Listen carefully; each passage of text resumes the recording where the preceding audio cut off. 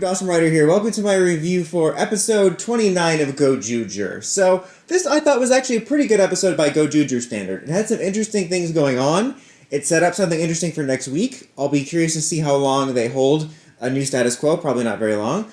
But first of all, I got gobsmacked by the fact that we are now, after the events of the movie or whatever. I kind of forgot about that, because they're, previously on whatever happened. And I'm like, wait, what? Did I accidentally click on the wrong episode?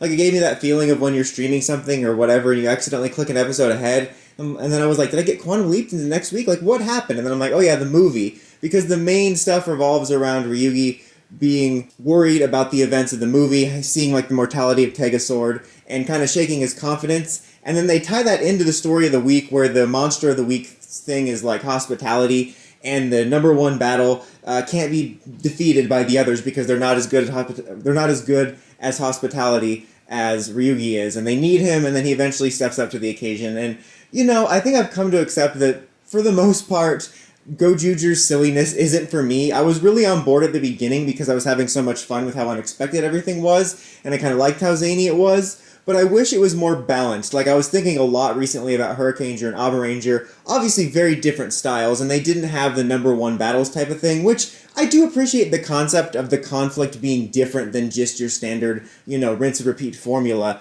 But I like that Hurricaneger and Abaranger could be more silly series, but they balanced it well that when they wanted to tell a character story or a plot, they kind of let the silly stuff go to the background, and I felt that in this episode, where I kind of wish we kind of just focused more on his character and didn't need to tie it into a silly monster of the week thing. Admittedly, the resolution was pretty good when he, savagely stabs him. It was pretty badass. I really liked that bit, and, I liked him getting his resolve back. But I just wish it was done without tying it into the classic filler storyline. That's more of a nitpick. It did make the episode feel a bit busy, because even though his story was tied to the Monster of the Week, there was a brief period of time where there was 3 stories going on, because you have him, and then you have the Monster of the Week main plot, and then you have the stuff going on with Ray and Polar, and them working together, which I also felt like I missed something. And it all eventually came together. I'm like, okay, these are 2 plots are involved, but it felt really busy for a second, especially then when you had Bouquet showing up as well after we featured her so heavily. I feel like a lot of the recent episodes are just busy as hell. They don't feel like they have cohesion into a degree. But there was interesting stuff happening in this episode, like I said. But we're going to table the rest of the Ryuugi stuff for a minute to talk about how we have Blue and Polar working together against Ray. And Ray shows, hey, I have the ability to use this ring to basically Gokai change without having to have a glove on. And he changes into Magi Ranger and Zenkaiger Black, which is pretty cool. I love hearing, the henshin sounds from the previous ones. I really wish the toys did that. Obviously, he's not really using a toy. I mean, he's using a ring, you know what I mean? He's not using the silver toy. From what I understand, the silver version doesn't play the jingles like they should, but it was cool to see. It was some fun action. I got nostalgic for Magi Ranger, one of my more favorite series, just seeing that. And there was an interesting development with that version of the character, and I feel like there's a lot going on. That's the thing about Gozyuger, is there's so much going on that I'm kind of interested in, and I think there's potential in, but it's very rarely taken advantage of, and we're about halfway through now, which is crazy, and I'm really curious to see how it all turns out. Then at the end, you have this conflict where Ryuugi is resolved at being we got to get all the rings to bring Tegasword to his full potential, and he wants to then fight Tono. Tono! Every time they say Tono, I just think of Shinkenger. But he wants to face Horu, and it was funny, because even Black said, this feels sudden, and it doesn't feel sudden in the sense that, obviously he's going to have to get the rings from everybody that are on his team if he wants to get all the rings, but it did feel like that classic sudden, we have to fight Toku bit. It does lead to an interesting conflict there, where I honestly thought a couple of things were going to happen. I thought they were going to start fighting, and then we were going to have a cliffhanger, somebody was going to get struck, and then they were like, what happens next? Or I thought he was going to defeat him and be like, no, keep going, and handed him back the ring or something.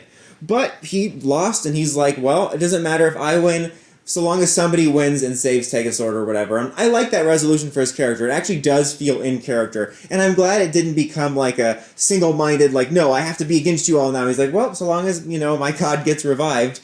And then the ring, Green Lantern style, goes off to somebody else, which we're going to see next week. And that's really interesting. I don't expect them to keep this. It made me think, how interesting would this series be if the Gozyugers were always kind of random? Like, it would be crazy expensive to have, like, I don't know, 30 or 40 people on retainer or something. But imagine if we had kind of a larger cast, like a Many Rangers cast, like Q-Ranger, but they weren't always in the mantle. Like, maybe you'd have a couple, like Red or Black or something, that were, like, almost always the same person. That would be really interesting, actually. I thought about that.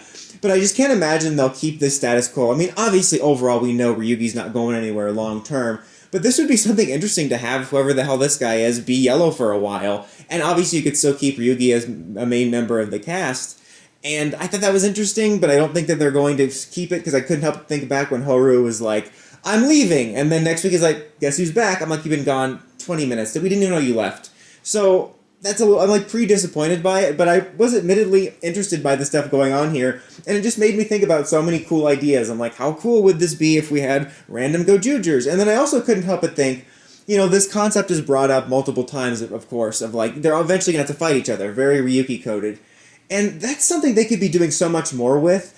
And it's a cliche, but I wish it was something that they would fully save for the end. Like the end arc, part of the end arc being about them maybe having to fight each other, or they do have to fight each other, because we know they're gonna come up with a kumbaya ending somehow. At least I feel that way, because that's usually what Sentai does. They're gonna come up with like the last ninja type of ending for the ninja. It kind of feels like that. But this idea is cool, because it's never been done in Rangers to a degree. I mean, obviously you had the last ninja competition, but this is a very writer-like concept here, and there could be so much interesting dynamics with that, especially if you revolved the final arc around them having to fight and made it non-traditional.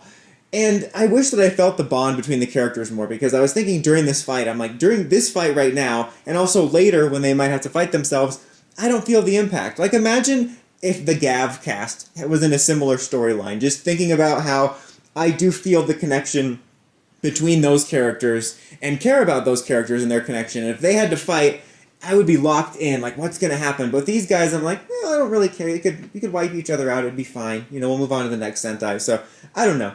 I enjoyed this episode. I think Gozyuger's had at least a decent stretch of more entertaining episodes. It's still kind of a mess.